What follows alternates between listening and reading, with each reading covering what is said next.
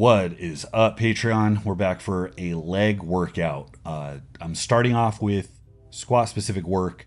This is a quick warm up that I did, and I routinely do warm ups like these where I'll do some high rep work for a couple of target muscle groups, partly for pre fatigue and adding extra volume. It is an effective way to do that, but also to make my joints feel a little bit better. So, to try to sneak in more leg volume because I'm not able to squat as frequently as I normally like to, partly because I'm peaking for so many other things, and partly because my joints have been kind of dodgy recently, so squatting hasn't been super friendly. I'm doing this quick circuit of leg extensions, hamstring curls, and reverse hypers. I do them all in sequence, and I get a pretty good pump in my legs, and it really kind of sets off my squat workout. I'm not handling maximal tonnages on squatting. In fact, I rarely do that to begin with. So I can go in kind of fatigued and get a net benefit of a training stimulus. I'm going to do a video on these types of warm-ups. It wasn't until last week that I realized this is what a winning warm-up was. I've had a lot of people ask me to comment on those, and I had never seen this video. And I stumbled across it this week. And I think it's kind of funny that he took something as run-of-the-mill as high-rep pre-fatigue work and named it after himself. But anyways, that deserves its own video. You see me here kind of fucking around with my squat stance because my hips are super dodgy. I don't know what's causing that.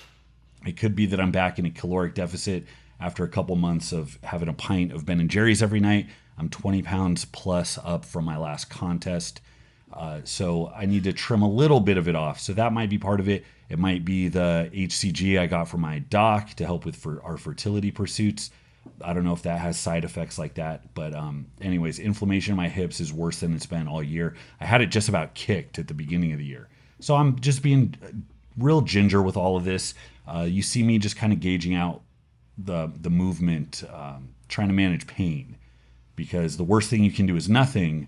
The second worst thing you can do is not change anything, just put your head down and try to go through it. So I've learned the hard lesson. Just worked up to 365 for a triple, just say I did something, moved very well, but it hurt quite a bit. I could push to something bigger in a contest type setting, but I'm not really willing to do that for just generic training purposes, especially when I don't have a squat event on the horizon. So this is just maintenance for my legs. Now, this type of workout that I do, and I always promote high volume, kind of sub-maximal work, make lightweight work for you, practice technique, address weak areas. You can do a wide variety of stuff. You don't have to rely on going to failure, although that is a very effective tactic. So this workout is a perfect example of what you can do when the first thing in your game plan doesn't work out. Squatting is my bread and butter. I'm so used to being able to rely on that to do so much for me. I would be inclined to fall apart and get frustrated and take my ball and go home if I can't squat the way I want to.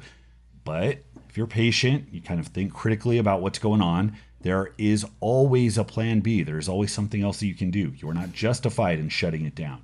So today I use this awesome new machine that Strength Built got in. You can do a lot of things. You can do floor presses. You can do single leg work. It's very versatile. So I decided to break it in for single leg Bulgarian split squats. I did 3 rounds here. That lit me up. And I was nowhere near failure on each one. It was just the repeated sets back to back of unilateral work that I wasn't used to, a range I wasn't used to. And that's part of like a basic principle of what I talk about. I mean, going back between base and peak cycles. Every new cycle you go into should have an element of novelty. And you don't need tension to be the absolute highest. You don't need to be effort. You don't need to have effort be the absolute highest. If you are rotating in things that you're not used to, that you have room to improve coordination on, that your body can adapt to tolerate because it's so foreign. Even if my squat was really, really strong right now, if I've gone months without doing unilateral work, it doesn't take a lot of Bulgarian split squats to screw me up. So I go into the leg press. Leg press is typically something I avoid because I always feel like I'm cheating. If I'm not going super deep and if I'm not really loading it up to match the force output I would do on something like a squat. So I decided to get over that. Leg presses, they actually felt okay on my hips, oddly enough, as did the single leg squats. Go figure. You would think that they would actually light it up more, but it doesn't. So I decided to just do a density protocol. I did 5 sets of 12 here. I did a steady count to 30 in between each one. I only have, I think, 5 plates on top, 1 plate on the bottom. Not a lot by leg pressing standards. But again, the density was high. The rep range is something I'm not acclimated to. The movement is something I'm not acclimated to. These are your ways in through the back door. This is how you make lightweight work for you. When you can't handle load, when you're intolerant to certain movements, when you can't just put your head down and go through that brick wall, you got to be smart, go around the back door. There are a ton of options to light yourself up. And it works out because, again, squatting is not a specific goal I have. I need my legs strong for what I'm trying to do. But whether that comes from squatting or something else is kind of arbitrary. And you see, after all the density, all the high rep work, the unfamiliar work, even though, again, I'm not anywhere near failure and the strain isn't that high, you see I'm drenched with sweat right now. I'm putting in work. I always leave, and I have like a half-hour drive from Strength Built in New Braunfels back to my house in North San Antonio. I got about a half-hour drive to just sit. And the AC in my truck isn't that great either. And I'm just wet. I live wet because I've been doing half-hour cardio in the morning, my workouts midday, half-hour cardio at night because I got a treadmill in my garage.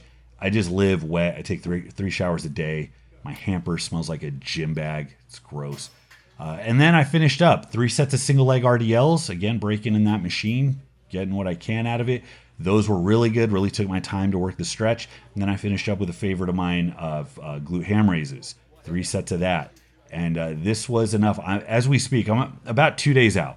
I think it's Wednesday. I did this on Monday. My ass hurts right now. I'm lit up. So I'm going to keep this protocol up. And then I have a deadlift day beyond that, and then kind of a light generic event day on top of that. So no one structure is really getting hit that much throughout the week.